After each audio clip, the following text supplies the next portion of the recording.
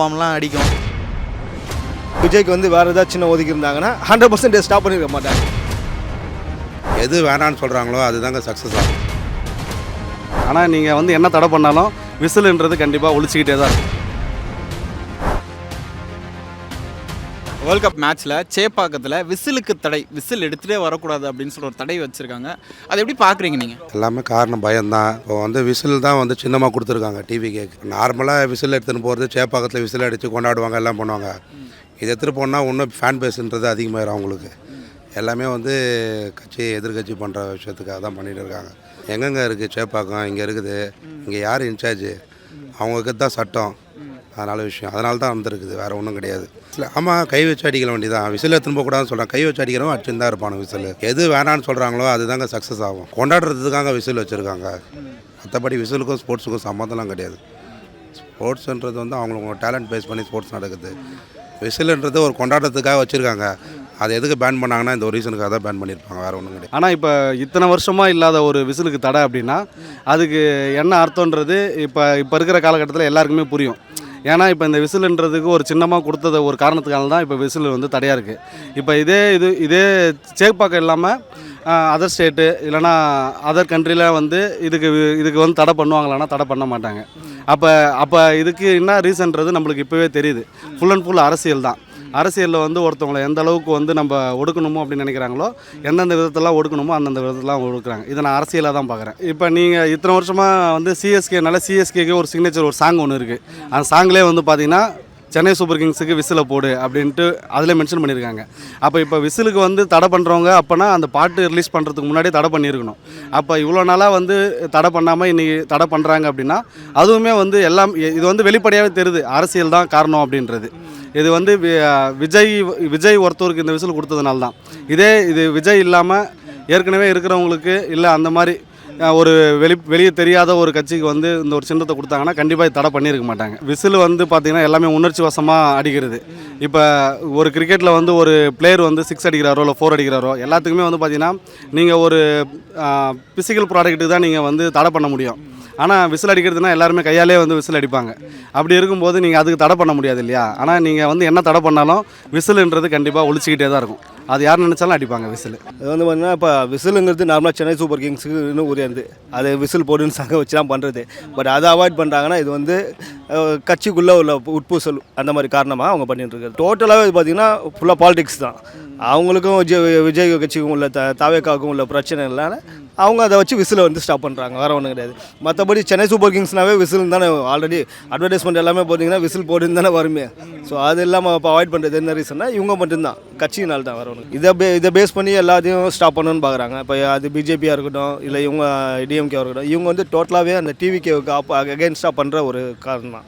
மற்றபடி இல்லை இப்போ விஜய்க்கு வந்து வேறு ஏதாவது சின்ன ஒதுக்கி இருந்தாங்கன்னா 100% ஸ்டாப் பண்ணியிருக்க மாட்டாங்க. இது ஆஸ் யூஷுவல் கண்டினியூ ஆகிருக்கும். பட் இந்த ஒரு ரீசனுக்காக தான் அவங்க ஸ்டாப் பண்ணியிருக்காங்க. பட் விசில்ன்றது வந்து விசில்னு இல்லை, விசில் மாதிரி இவ்வளோ பெரிய விஷயம்லாம் ஒன்று இருக்கும். அந்த ஊதுனா சவுண்டு கேட்கும், பாம்லாம் அடிக்கும், அதெல்லாம் வந்து ரெகுலராக யூஸ் பண்ணிகிட்டு இருந்த விஷயந்தான்.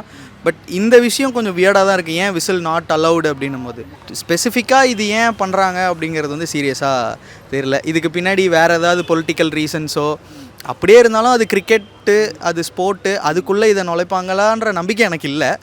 தெரியல எனக்கு அது ஏன் அவங்க நாட் அலௌடட் அப்படின்றாங்க. மொத்தமாக இங்கே யாருமே ஊதக்கூடாதுன்னு ஒரு போட்டாங்கன்னா தான் அது ப்ராப்ளம்னு நம்ம சொல்லலாம். ஏன்னா பாருங்கள் விசில் அடிக்கிறது, ஏன்னா இன்றைக்கி வேறு ஒருத்தவங்களுக்கு விசில்ன்ற ஒரு சின்னம் வந்து எலெக்ஷனுக்கு கொடுத்துருக்காங்க அப்படின்ட்டு நம்ம இப்போது நார்மலாக விசில் விற்கிறாங்க. அண்ட் அந்த சின்னம் அனௌன்ஸ் பண்ணதுக்கப்புறம் நிறைய அவங்களோட தொண்டர்கள்லாம் ஜாலியாக வந்து விசில் அடித்து எல்லாருக்கும் விசில் கொடுத்து அதெல்லாம் நடந்துக்கிட்டு தானே இருக்குது. பட் ஸ்பெசிஃபிக்காக இது அப்படின்னும் போது ஃபர்ஸ்ட் ஆஃப் ஆல் ஏன் அலோவ் பண்ணல அப்படிங்கிறதோட ப்ராப்பர் நியூஸ் நமக்கு தெரியல. அதனால் வந்து நம்ம அதை யாரையுமே வந்து கொஸ்டின் பண்ண முடியாது. ப்ளஸ் அது பண்ணாங்களா இல்லையான்னு கூட எனக்கு தெரியல. ஏன்னா நான் போகல, விசில் எடுத்துகிட்டு போகக்கூடாதுன்னு எனக்கு தெரியாது. மேபி அங்கே போனவங்க கிட்ட விசாரித்து உண்மையிலே விசில் அலோவ் பண்ணலையா. ஏன்னா நான் போனப்போ சேப்பாக்கில் வந்து விசிலே கொடுத்து விடுவாங்க உள்ளே எடுத்து. ஏன்னா சிஎஸ்கேவோட அஃபிஷியல் இதே விசில் போடல. ஸோ அதனால் கொடுத்து விடுவாங்க, கேப் கொடுப்பாங்க, ஜெர்சி கொடுப்பாங்க, விசில் கொடுப்பாங்க. ஸோ அதனால் ஏன் இதை பண்ணாங்களான்றதே ஃபஸ்ட்டு ஒரு டவுட்டு தான். அப்படி பண்ணியிருந்தாங்க அப்படின்னா அதுக்கு பின்னாடி என்ன ரீசன் அப்படின்றது வந்து இது அவங்க தான் அஃபிஷியலாக சொல்லணும். T20 வந்து எனிதிங் ஹேப்பன்ஸ் தாங்க. லாஸ்ட் பால் வரைக்கும் மேட்ச் எடுத்துன்னு போவோம். யாரெல்லாம் டேலண்டடாக இருக்காங்களோ அவங்க தான் மேலே வருவாங்க எப்போவுமே. இப்போ இந்தியா கூட ஸ்ட்ராங் டீம்ன்றானுங்க. இப்போ வந்து நேற்று மேட்ச் பார்த்தீங்கன்னா நேபாள் வந்து பார்த்தீங்கன்னா ஒரு பாலுக்கு 6 ரன் அடிக்கணும், அது வரைக்கும் எடுத்துகிட்டு போனாங்க. எல்லாமே டேலண்ட் தான், யார்கிட்ட டேலண்ட் இருக்கோ அவங்கள வச்சு யார் பண்ணுவாங்க. 11 பேர் எஃபெக்ட் போட்டால் தான் ஜெயிக்க முடியும். ஒரு ஆள் தான் இப்போ ஆடினார் கடைசி வரைக்கும். அதில் சூரியகுமார் யாதவ் தான் சொல்லியிருப்பார், லாஸ்ட்டு மேட்ச்சு ஒரு மேட்ச் ஆடுறேன்னா லாஸ்ட் பால் வரைக்கும் வந்து பார்த்தீங்கன்னா நீ ஃபைட் பண்ணணும், அதுதான் ரிசல்ட் கொடுக்கும்னு சொல்லிட்டு டோனி சொன்ன ஸ்டேட்மெண்ட் தான் லாஸ்ட்டாக சொல்லியிருக்காரு. அதனால் வந்து யார்கிட்ட டேலண்ட் இருக்கோ அவங்க தான் ஜெயிக்க முடியும். இப்போ ரீசெண்டாக பார்க்கும்போது பார்த்தீங்கன்னா யூஎஸ்லாம் நல்லா சூப்பராக தான் பண்ணுறாங்க. நல்ல ஒரு அருமையான ஆட்டம், நல்ல பவுலிங் எல்லாமே பார்க்க முடியுது. ஸோ மற்ற இதை கம்பேர் பண்ணும்போது யூஎஸ் நல்லா தான் மூவிங்கில் இருக்குது. கிரிக்கெட் ஜென்ரலாகவே பார்த்தீங்கன்னா கிரிக்கெட்டுங்கிறது நார்மலாக எல்லாருமே ஒரு லேமன் பிளேயர் மாறுறாங்க. ஏன்னா அது வந்து உங்களுக்கு அந்த ரூல்ஸ் அண்ட் ரெகுலேஷன்ஸ் அந்த மாதிரிலாம் கிடையாது. பட் ஜென்ரலாகவே இருக்கும். இது வந்து இப்போ ரீசெண்டாக நல்லா மூவிங்கில் இருக்குன்னாக்கா இவன் யூஎஸ்ஏ நல்லா வந்துட்டுருக்காங்க. ஏன்னா எலெக்ஷனுக்காக இவருக்கு சிம்பிள் கொடுத்துருக்காங்களா, விசில் சிம்பிள், அது கரெக்டு தான். அது என்னை பொறுத்த வரைக்கும் கரெக்டு தான். மற்றவங்களாம் எப்படி எடுத்துக்கிறாங்கன்னு எனக்கு தெரியல. என்னை பொறுத்த வரைக்கும் கரெக்டு. நம்ம ஸ்போர்ட்ஸாக பார்க்கலாம்.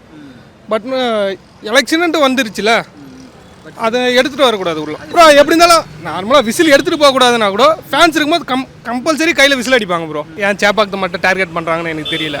நல்லா தான் ப்ரோ பண்ணிகிட்ருக்காங்க. நேற்று நேபாள் சூப்பராக பண்ணிச்சு. நேற்று வந்து நேபாள் ஜெயிச்சிருக்க வேண்டிய மேட்ச் தான். ஜஸ்ட்டு 4 ரன்ஸில் தான் தோத்தாங்க. ஆனால் ஜெயிக்கலாம். வளர்ந்து வர டீம்லாம் நல்லா பெர்ஃபார்மன்ஸ் தான் பண்ணுறாங்க. ஸ்காட்லாண்டு ஃபஸ்ட்டு இந்த T20 வேர்ல்டு கப்பில் ஸ்காட்லாண்ட் தான் 200 கிராஸ் பண்ணியிருக்காங்க. அதே பெரிய விஷயம் தானே ப்ரோ. நல்லா இப்போ வளர்ந்து வர டீமுக்கு கொடுக்கலாம். சூரியகுமார் இல்லைன்னா முடிஞ்சிச்சு மேட்ச். அவர் தான் சூரியகுமார். நான் டிவி ஆஃப் பண்ணிட்டேன். அதுக்கப்புறம் காலையிலே ஏஞ்சி பார்க்குறேன் மேட்ச் போயிடுச்சுன்னு நினச்சேன். காலையிலே ஏஞ்சி பார்க்குறேன் மேட்ச் வின். அப்போ தான் நேபாள் டீம் ஜெயிச்சா எனக்கு நல்லாயிருக்கும். அவங்க பர்ஃபெக்டாக இருக்குது டீம். இதுதான் ஸ்குவாடு. இந்த ஸ்குவாடு தான் கரெக்டாக எக்ஸிக்யூட் பண்ணுறாங்க. நம்மக்கிட்ட இருக்கிற பாலிடிக்ஸ் அங்கே கிடையாது. இதுதான் ப்ரோ மெயின். என்னை பொறுத்த வரைக்கும் நம்ம இந்தியனாக இருக்கிறதால இந்தியா எனக்கு நேபாள் கூட வந்தால் நல்லாயிருக்கும்னு எனக்கு ஃபீல் பண்ணுறது அதுதான், வேறு ஒன்றும் இல்லை. இல்லை எப்போவுமே வந்து அந்த மாதிரி டீம்ஸ் வந்து அப்செட் பண்ணுவாங்க. வருஷத்துக்கு ஒரு டைமாவது அவங்க அப்செட் பண்ணிவிடுவாங்க. இப்போ ஆப்கானிஸ்தான் வந்து லாஸ்ட் டைம் வந்து பங்களாதேஷ் ஒரு வாட்டி அப்செட் பண்ணாங்க, இதே T20 இதில் தான். அந்த மாதிரி அது நடக்க தான் செய்யும். என்னென்னா அவங்களுக்கு விளையாடுற அந்த ஆப்பர்ச்சுனிட்டி வந்து நம்மளோட அவங்களுக்கு கம்மியாக இருந்தது. இன்றைக்கி அப்படி இல்லை. எல்லாருமே நிறைய ஊருக்கு ட்ராவல் பண்ணி இந்த ஃப்ரான்ச்சைசி கிரிக்கெட்டு, இந்த பிராண்ட் ஆஃப் கிரிக்கெட் மாறிட்டு இருக்குதுல்ல.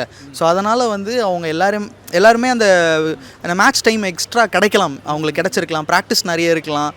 நிறைய பிச்சஸில் விளாட ஆரம்பிக்கிறாங்க. முன்னெல்லாம் பிச்சோட இதுவே ரொம்ப கம்மியாக இருந்துச்சு. அவங்க ஊரில் இருக்காது, வெளியில் தான் போய் விளாட. இன்றைக்கி வேர்ல்டு ஃபுல்லாக வந்து ஒரு ஜிம்பாப்வே பிளேயர் வந்து அவங்க PSLல போய் விளாட முடியுது. ஒரு ஜிம்பாப்வே பிளேயர் வந்து வேறு ஒரு லீக்ஸில் போய் விளாட முடியுதுன்னும் போது அந்த குவாலிட்டி ஆஃப் இது வந்து நமக்கு இந்தியாவே அப்படி தானே ஆச்சு.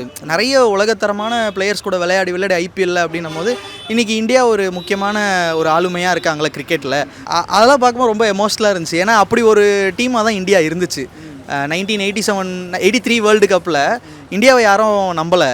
நீங்கள் போயிடுவீங்க, நம்ம அந்த படத்தில் பார்த்துருப்போம், 83 படத்தில் போயிடுவோம் அப்படின்ற மாதிரிலாம் சொல்லியிருப்பாங்க. ஸோ அங்கேருந்து அண்டர் டாக்ஸாக இருந்து இன்றைக்கி வந்து one of the most successful டீமாக இருக்கிறது வந்து ரொம்ப பெரிய விஷயம். அது மாதிரி நேபாளோ இல்லை ஒரு வேறு USA வருவாங்க. அதில் வந்து கான்ஃபிடென்ட்டாக இருக்க முடியுது. ஏன்னா அவங்க பிராண்ட் ஆஃப் கிரிக்கெட் அவ்வளோ சூப்பராக, கொஞ்சம் விட்டு தான் USA நம்மளை முடிச்சு விட்ருப்பாங்க இன்றைக்கி. ஸோ அவங்களோட பிராண்ட் ஆஃப் கிரிக்கெட் ரொம்ப சூப்பராக இருக்குது. டெஃபினட்டாக இந்தியா ஒரு ரிமார்க்கபிள் பொசிஷனில் இருக்கும். அது இன்றைக்கி ஃபஸ்ட்டு மேட்ச்சில் வந்து ஒரு 4 விக்கெட் டக்குன்னு விழுந்துருச்சு, அதனால் இந்தியா சொதப்புவாங்களா? அப்படிலாம் இல்லை. யாரோ ஒருத்தவங்க நின்றுவாங்க அதில். இந்தியா அந்த மாதிரியான ஒரு டீமாக தான் இருக்குது. டெஃபினட்டாக இந்தியா வரும். அதை தாண்டி யார் வந்தாலும் ஓகே. எனக்கு பர்சனலாக நியூசிலாண்டு பிடிக்கும். ஸோ நியூசிலாந்து வரலாம். இருக்கிறதுக்கே ஆண்டைஸ் இருக்காங்க. நம்ம ஆஸ்திரேலியா அவங்க என்ன தான் பண்ணாலும் எப்படியாவது அந்த ஃபஸ்ட்டு 4 ஸ்பாட்குள்ளே வந்துடுவாங்க.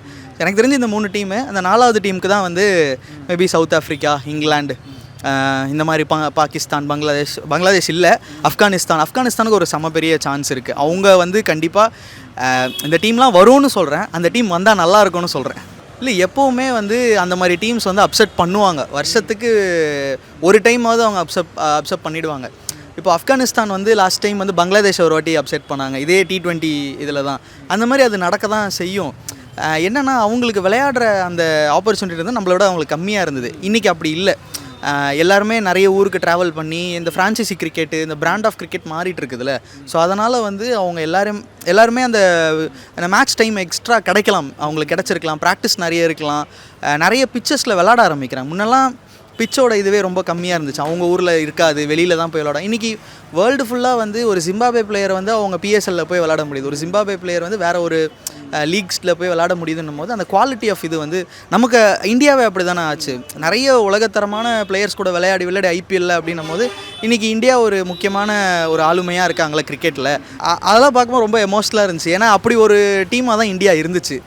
1983 வேர்ல்டு கப்பில் இந்தியாவை யாரும் நம்பலை. நீங்கள் போயிடுவீங்க, நம்ம அந்த படத்தில் பார்த்துருப்போம், 83 படத்தில் போயிடுவோம் அப்படின்ற மாதிரிலாம் சொல்லியிருப்பாங்க. ஸோ அங்கேருந்து அண்டர் டாக்ஸாக இருந்து இன்றைக்கி வந்து one of the most successful டீமாக இருக்கிறது வந்து ரொம்ப பெரிய விஷயம். அது மாதிரி நேபாளோ இல்லை ஒரு வேறு யூஎஸ்ஏவோ வருவாங்க. அதில் வந்து கான்ஃபிடென்ட்டாக இருக்க முடியுது. ஏன்னா அவங்க பிராண்ட் ஆஃப் கிரிக்கெட் அவ்வளோ சூப்பராக, கொஞ்சம் விட்டு தான் யூஎஸ்ஏ நம்மளை முடிச்சு விட்ருப்பாங்க இன்றைக்கி. ஸோ அவங்களோட பிராண்ட் ஆஃப் கிரிக்கெட் ரொம்ப சூப்பராக இருக்குது. டெஃபினட்டாக இந்தியா ஒரு ரிமார்க்கபிள் பொசிஷனில் இருக்கும். அது இன்றைக்கி ஃபஸ்ட்டு மேட்ச்சில் வந்து ஒரு 4 விக்கெட் டக்குன்னு விழுந்துருச்சு, அதனால் இந்தியா சொதப்புவாங்களா? அப்படிலாம் இல்லை, யாரோ ஒருத்தவங்க நின்றுவாங்க அதில். இந்தியா அந்த மாதிரியான ஒரு டீமாக தான் இருக்குது. டெஃபினட்டாக இந்தியா வரும். அதை தாண்டி யார் வந்தாலும் ஓகே. எனக்கு பர்சனலாக நியூசிலாண்டு பிடிக்கும். ஸோ நியூசிலாந்து வரலாம். இருக்கிறதுக்கே ஆண்டைஸ் இருக்காங்க நம்ம ஆஸ்திரேலியா. அவங்க என்ன தான் பண்ணாலும் எப்படியாவது அந்த ஃபஸ்ட்டு 4 ஸ்பாட்குள்ளே வந்துடுவாங்க. எனக்கு தெரிஞ்சு இந்த 3 டீமு, அந்த 4வது டீமுக்கு தான் வந்து மேபி சவுத் ஆஃப்ரிக்கா, இங்கிலாந்து, இந்த மாதிரி பாகிஸ்தான், பங்களாதேஷ் இல்லை, ஆப்கானிஸ்தானுக்கு ஒரு செம பெரிய சான்ஸ் இருக்குது. அவங்க வந்து கண்டிப்பாக இந்த டீம்லாம் வரும்னு சொல்கிறேன். அந்த டீம் வந்தால் நல்லா இருக்கும்னு சொல்கிறேன்.